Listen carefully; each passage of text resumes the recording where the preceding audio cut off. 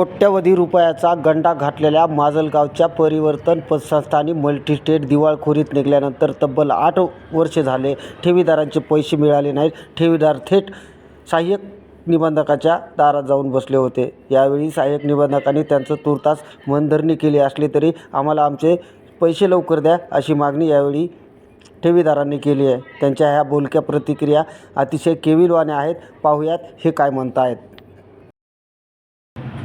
यामधील मल्टीस्टेटचे जे सर्व संचालक मंडळ आहे यांच्यावर कारवाई करायला पाहिजे.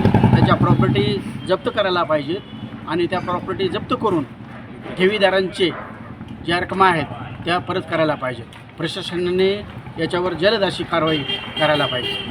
आता त्याप्रमाणे ज्ञानराधा मल्टीस्टेटची कारवाई झालेली आहे त्याप्रमाणेच सामाजिक परिवर्तन मल्टीस्टेट व नागरी पतसंस्था यांचीसुद्धा त्याच पद्धतीने कार्यवाही व्हावी अशी आमची इच्छा आहे. माझे निवृत्तीनंतर मिळालेली जी रक्कम होती ती सगळी रक्कम या पतसंस्थेमध्ये ठेवलेली होती आणि 16,65,000 रुपये माझे या पतसंस्थेमध्ये आजपर्यंत अडकलेले आहेत.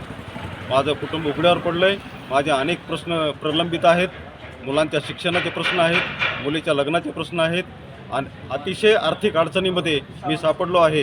प्रशासनाने या गोष्टीची दखल घ्यावी, सहानुभूतीपूर्वक या प्रकरणाचा विचार करावा आणि संबंधितावर योग्य अशा प्रकारची कारवाई करून आमचे कष्टाचे जे पैसे होते ते कष्टाचे पैसे आम्हाला परत मिळवून देण्यात मदत करावी एवढीच अपेक्षा या प्रसंगी मी व्यक्त. मी बीडच्या सहाय्यक निबंधक जिल्हा कार्यालय यांना अनेक वेळा निवेदन दिले. जवळजवळ 50 वेळेस मी निवेदन दिलेले माझ्याकडे त्याचा प्रूफ आहे. आणि इथं एअर ऑफिस असिस्टंट रजिस्ट्रार ऑफिसला जवळजवळ 100 ते 150 वेळेस निवेदन दिलेले आहे. तरी पण मला सगळे उडाउडीचे उत्तर देण्यात आलेले आहेत. माझ्या आतापर्यंत 3,31,000 रुपयाच्या टीव्ही अडकलेल्या आहेत. मुलीचे लग्न अडकले आहे, मुलीच्या शिक्षणाचा प्रश्न आहे, आरोग्याचा प्रश्न आहे. तरी पण यांना लाख वेळेस मी उपोषणाला बसलो, इथं 10 वेळेस उपोषणाला बसलो, तरी माझी कुठलीही दखल येणे घेतलेली नाही. मला प्रत्येक वेळेस उडाउडीचे बोल उत्तर देत आलेले आहेत. माझ्या ठेवी मला येणे अद्यापर्यंत मिळून दिली नाही. पोलीसमध्ये गेलो 4-5 वेळेस, पोलिसाकडे दिलेले निवेदन आहेत. पोलिसांनी पण मला बाहेर फेटाळून लावलेलं आहे. ती पण माझी दखल घेतलेली नाही. पोलिसांनी पण गुन्हा दाखल माझ्याकडून करून घेतलेला नाही आहे. शासनाला काय इशारा आहे?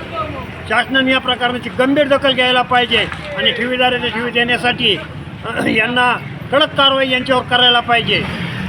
अन्यथा आम्हाला बेमुदत उपोषण करावं लागेल, तीव्र आंदोलनाला छाडावं लागेल. ही पतसंस्था 2017मध्ये अवसानात घेण्यात आलेली आहे. त्यानंतर जो संस्था लेवलचा डाटा जो होता, म्हणजे आज रोजी तिथे लिक्विडेटर एकदा अपॉइंट झाला की त्याचं काम आहे कर्ज वसुली करणं आणि संस्थेचे जे ॲसेट आहेत त्या विक्री करून लोकांचं देणे देणं. पण त्यासाठी सर्व कर्जदारांची आउटस्टँडिंग रक्कम किती आहे ते माहीत असणं लिक्विडेटरला आवश्यक आहे. मात्र जो सर्व्हरचा डेटा जो होता तो आर्थिक गुन्हे शाखा यांच्याकडून जप्त असल्या कारणाने मागील जे वर्ष गेले त्याच्यामध्ये जप्ती वसुली होऊ शकली नाही. आणि आता आपल्याला मे महिन्यामध्ये त्यांच्याकडून हार्ड कॉपी मिळालेली आहे, जेणेकरून आपल्याला कर्जांची टोटल आउटस्टँडिंग किती आहे तो आकडा आज रोजी आपल्याला मिळाला की 2017च्या एंडिंगला कर्जाची आउटस्टँडिंग किती होती. आपण 25 पर्यंत आजच्या तारखेपर्यंत ती कॅल्क्युलेट करतो की ह्या तारखेपर्यंत व्याज किती झालं आणि त्यांना वसुली करता आपण प्रयत्न करतो. आता वसुली जी आहे ती आपल्याला सहकार कायदा जो आहे 1960चा त्याच्या कलम 105 मध्ये जी प्रोसिजर सांगितली लिक्विडेटरसाठी त्या प्रोसेसनंच आपल्याला वसुली करावी लागते. आपण फायनान्स कंपन्यांसारखं डायरेक्ट प्रतिनिधी पाठवून वसुली करू शकत नाही. त्यामुळे त्याच्यामध्ये जे टप्पे आहेत की त्याला अगोदर प्रायमरी नोटीस पाठवून त्या नोटीसचं जर उत्तर देणं दिलं नाही किंवा ते रिजेक्ट केलं किंवा जर तो पत्र आढळून आलं नाही, आपण जाहीर पेपरमध्ये तशी नोटीस पब्लिश करतो. आणि त्यानंतर 105ची एक डिक्री असतो, हुकुमनामा. जे निबंधक जे असतात ते त्यांच्या परवानगीनंतर लिक्विडेटर हिअरिंग घेतो आणि तशी डिक्री जी आहे, हुकुमनामा जो आहे तो पब्लिश करतो. एकदा तो डिक्री आली की त्याला 101 मध्ये जे निबंधकाला अधिकार आहेत रिकव्हरी सर्टिफिकेट देण्याचे तसा दर्जा त्याला असतो. म्हणजे न्यायालयाच्या डिक्री प्रमाणे त्या डिक्रीची अंमलबजावणी होते आणि महसूलच्या थकबाकीप्रमाणे त्याच्यामध्ये जी रक्कम सांगितली असेल, म्हणजे एखाद्या कर्जाच्या विरोधामध्ये जर 1 लाख रुपयाची डिक्री आली, 1 लाख रुपये याच्याकडून वसूल करण्यात यावे, तर त्या डिक्रीला अनन्यसाधारण महत्व आहे. म्हणजे एखाद्या जजने ती डिक्री दिलेली आहे. ह्या सगळ्या प्रक्रियेला आता कालावधी किती लागेल? कालावधी जसा आता याच्यामध्ये सांगितलेलं आहे, म्हणजे 15 दिवस त्यांना मुदत द्यावी लागते नोटीससाठी. आणि एकदा SRO अपॉइंट झाले की SRO पुढची जी कारवाई होईल पुढच्या वर्षभरामध्ये ही सगळी प्रोसेस आपली पार पडेल 2026 या वर्षामध्ये. किती कर्ज वसूल होण्याची शक्यता वाटते तुम्हाला? आता आम्हाला फाईल पूर्ण बघावं लागतील. सिक्युअर्ड लोन किती आहे, अनसिक्युअर्ड किती आहे. सुरक्षित कर्ज असेल, मॉर्गेज लोन असेल, ते कर्ज वसुली आपली लवकर होऊन जाते. म्हणजे अनसिक्युअर्ड आहे, म्हणजे त्याला तारण नाही काही, त्याला थोडी प्रोसेस आपली थोडीशी लांबते. पण आज रोजी आपण त्याच्यामध्ये 100% प्रयत्न करतोय.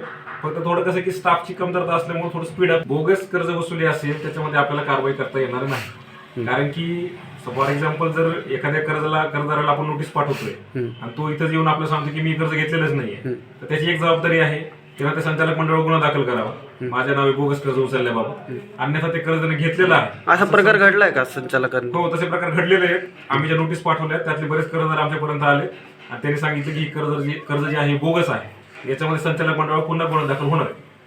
ठीक.